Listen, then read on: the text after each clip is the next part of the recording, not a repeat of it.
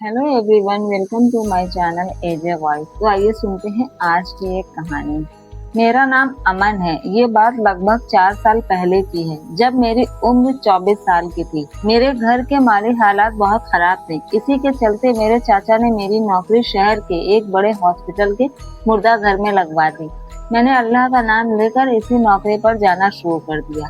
15 दिनों तक दिन की ड्यूटी करने के बाद आज से मेरी नाइट ड्यूटी थी। वैसे तो नाइट ड्यूटी में हम 2 स्टाफ हैं, लेकिन आज साथ के लड़के को कोई जरूरी काम से छुट्टी लेना पड़ गई, इसलिए मैं आज ड्यूटी पर अकेला था। मैंने जैसे ही मुर्दा घर में कदम रखा, टेबल पर किसी लड़की की जली हुई खुली लाश रखी थी। मैंने दिल में दिन के स्टाफ को बड़बड़ाते हुए उस लाश को ढकने के लिए चादर लेने चला गया। वापस आकर उस लाश को सर से पैर तक ठीक से उस सफेद चादर में ढक दिया और कमरे के बाहर अपनी कुर्सी पर बैठकर मोबाइल चलाने लगा। अभी मैं बैठा ही था कि अचानक मुझे किसी लड़की के रोने की आवाज सुनाई दी। मैंने नजर इधर उधर उठाकर देखा।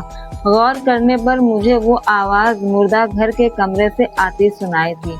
मैं दरवाजा खोलकर अंदर आया तो मैंने देखा मुर्दा घर के एक कोने में कोई लड़की सफेद चादर में बैठी रो रही है। मैंने डरते डरते पूछा, कौन हो और यहाँ कैसे आई? उसने कोई जवाब नहीं दिया और ज्यादा तेज रोने लगी। मैं उसकी रोने की आवाज से घबरा गया और इस बार ऊंची आवाज से उससे पूछा, कौन हो और यहाँ बैठी क्यों रो रही हो? इस बार भी चुप्पी बरस। मैं गुस्से से उसकी तरफ बढ़ गया और झटके से चादर हटा दी। मेरी हैरानी की कोई हद न रही ये देख कर के वहां पर कोई लड़की नहीं थी। तभी मैंने देखा कि टेबल पर पड़ी लाश के ऊपर से वो चादर सरकने लगी।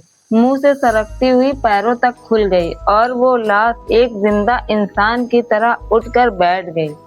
ऐसा खौफनाक मंजर देखकर मैं फौरन दरवाजे की तरफ भागा। मैं दरवाजे तक पहुंचता उससे पहले ही दरवाजा एक जोरदार आवाज से बंद हो गया। बंद कमरे में जोर की हवा चलने लगी।